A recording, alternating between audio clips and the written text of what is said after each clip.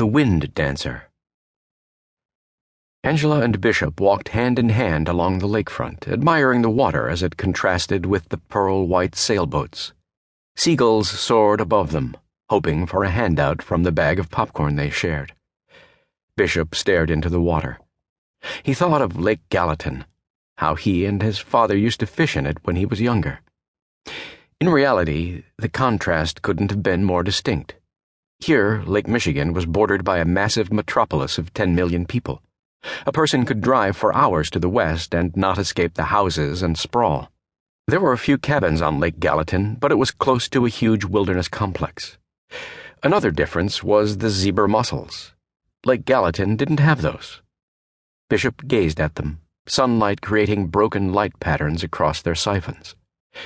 The zebra mussels had come to Lake Michigan via the ballast water of vessels that had traveled the ocean. It was only a matter of time before they'd carpeted great swaths of lakebed. They'd become so numerous and grew so dense they sometimes clogged pipelines and water intakes. Besides pushing out other freshwater mussels, the zebra mussel was also responsible for cases of avian botulism, killing thousands of Great Lakes birds. The seagulls above them didn't seem to mind, at least for the time being. "What are you thinking about?" Angela asked, reaching for a handful of popcorn. "The valley," he said. "One of these days I'd like to go," Angela said, flashing her eyes at him. Bishop couldn't resist. He was a sucker. "Now that you mention it, I have some dates lined up if you're interested." Angela turned to him, surprised. "So I'm finally going to see the vaunted Apex Valley? Hold on, Bishop. Let me mark this down in my planner. This is a historic occasion." "Smartass," Bishop said, shaking his head. "I try my best." Bishop laughed and tossed a piece of popcorn at her. It missed, and a daring seagull swooped in behind them and plucked the morsel. "So, are you going to tell me where we're going?" she asked. "I told you it's a surprise." Bishop stopped, and so did Angela.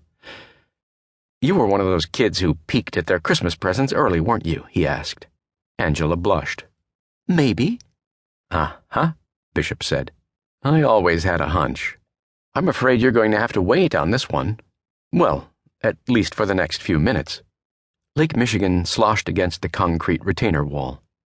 Up ahead was a series of piers with moored sailboats. The piers were fenced off from the sidewalk, and the entrance was guarded by a huge man wearing blue slacks and a sweatshirt. "Bishop, party of 2, he said to the guard. The guard checked Bishop's driver's license and ushered them through the fence gate. Bishop and Angela held hands and descended the wooden steps to the main pier. Her hand trembled in his. He looked at her, and she smiled and exhaled unevenly. Maybe she knew what was coming. The sailboat captain greeted them and assisted them into the boat. It was a modest vessel of 42 feet, as much as Bishop could afford. "Welcome aboard the Wind Dancer," the captain said. "Thank you," Angela said, taking a seat on a bench inside the cockpit.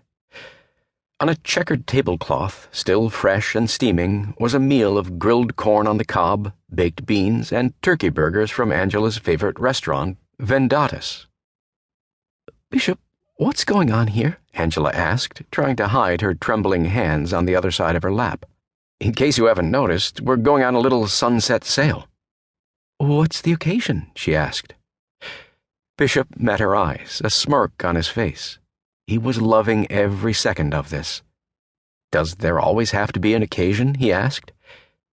"You're playing me," she said. "You're enjoying this, aren't you?" Bishop grinned.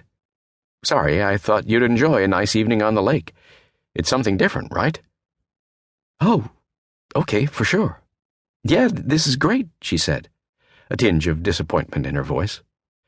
The captain unmoored the Wind Dancer and motored into the open lake.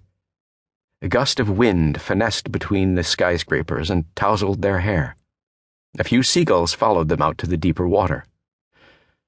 When they were a couple 100 yards out, the captain unfurled the mainsail, and the Wind Dancer cut across the water, leaving the seagulls behind. Many of the buildings in the impressive steel and glass skyline began to turn on their lights, creating an uneven light show. As beautiful as it was, Bishop knew he'd be sucked back into the corporate world tomorrow.